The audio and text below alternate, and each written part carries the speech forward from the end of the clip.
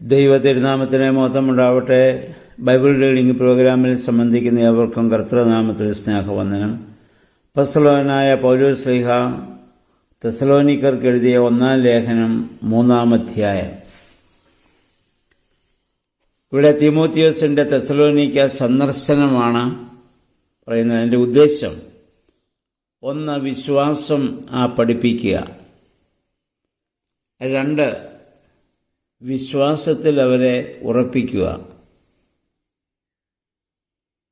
3 പ്രതികൂല സാഹചര്യങ്ങളിൽ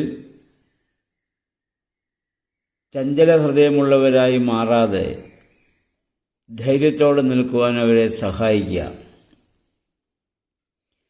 4-5 വാക്യങ്ങൾ പറയുന്നു, സഭയുടെ വിശ്വസ്ത മക്കൾക്ക് കഷ്ടതകളും നഷ്ടങ്ങളും ഒക്കെ ഉണ്ടാവാം.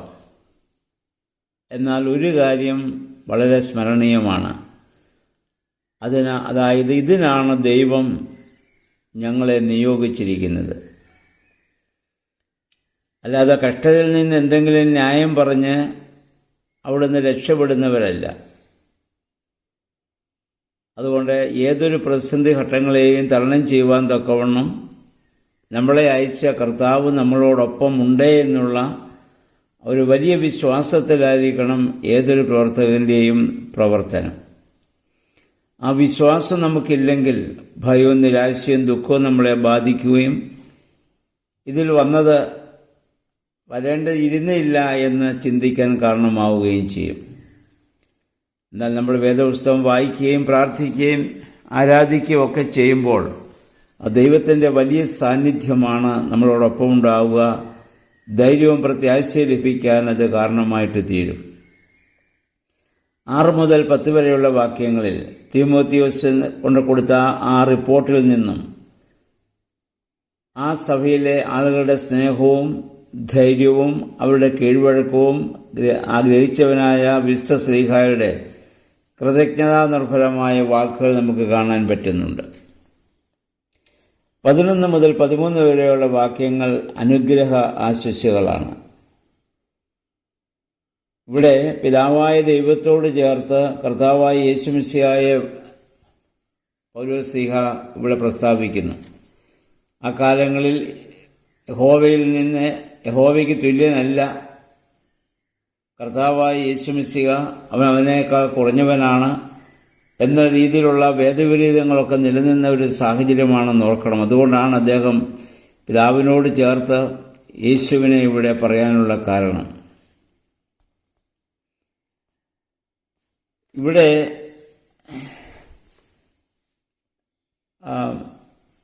മറ്റൊരു കാര്യം കൂടി ഇവിടെ പൗലോസ് ശ്ലീഹ ഓർമ്മപ്പെടുത്തുന്നുണ്ട്. അതിൻ്റെ 12-13 യഥാർത്ഥമായ വിശുദ്ധിയുള്ള ഒരു ഹൃദയം നമുക്ക് എങ്ങനെ പ്രാപിക്കാമെന്ന് നമുക്ക് ഇവിടെ നിന്ന് മനസ്സിലാക്കാൻ പറ്റും.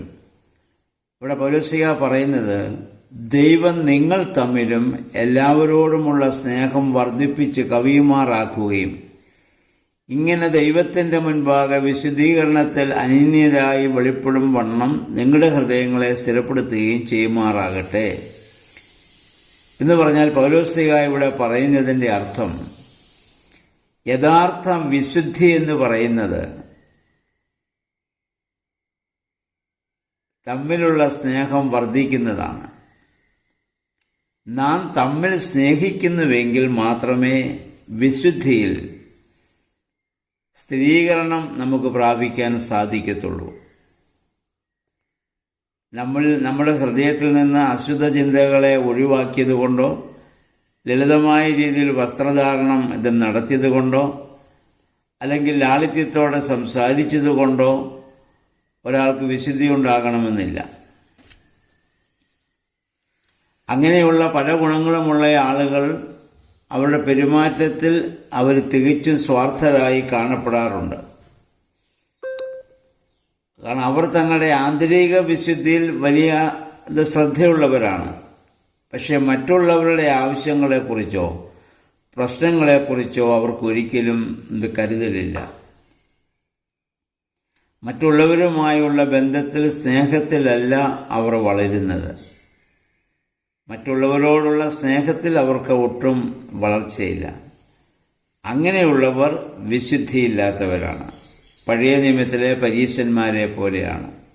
ആചാരങ്ങളും അനുഷ്ഠാനങ്ങളും ഒക്കെ കൃത്യമായി അവർ നടത്തിയിരുന്നു. ന്യായപ്രമാണം പറയുന്നത് പോലെയൊക്കെ പ്രവർത്തിക്കാൻ അവർ ശ്രദ്ധിച്ചിരുന്നു.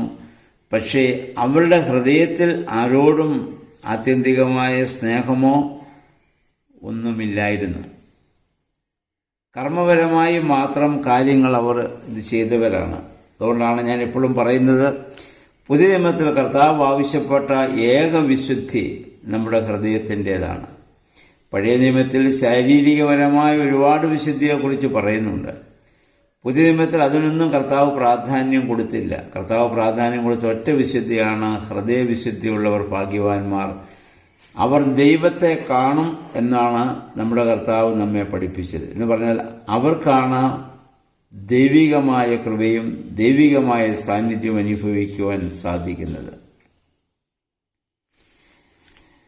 അപ്പോൾ മറ്റുള്ളവരോടുള്ള സ്നേഹം വർദ്ധിക്കുന്നതിലൂടെയാണ് ദൈവം നമ്മുടെ ഹൃദയങ്ങളെ അധികം വിശുദ്ധിയിൽ സ്ഥിരപ്പെടുത്തുന്നത്. മറ്റുള്ളവരോടുള്ള സ്നേഹത്തിൻ്റെ ആ തീക്ഷ്ണതയില്ലാത്തവരുടെ വിശുദ്ധി വ്യാജമാണ്.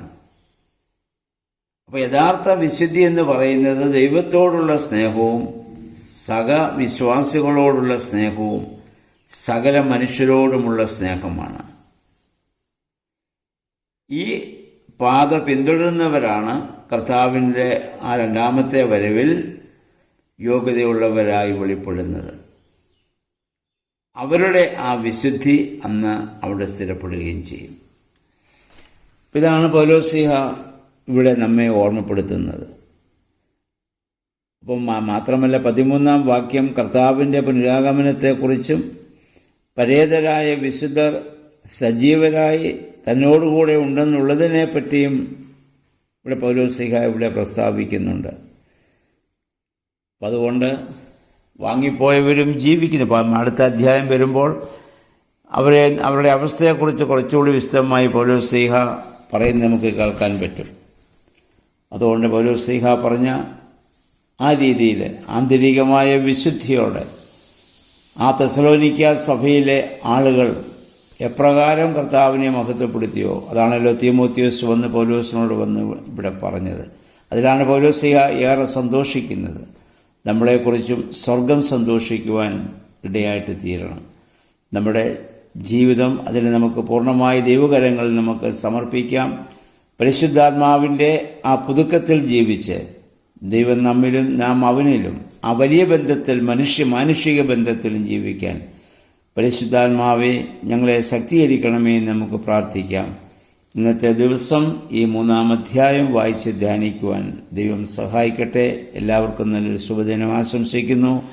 ദൈവനാമം മാത്രം മഹത്വപ്പെടുവാൻ ഇടയാവട്ടെ.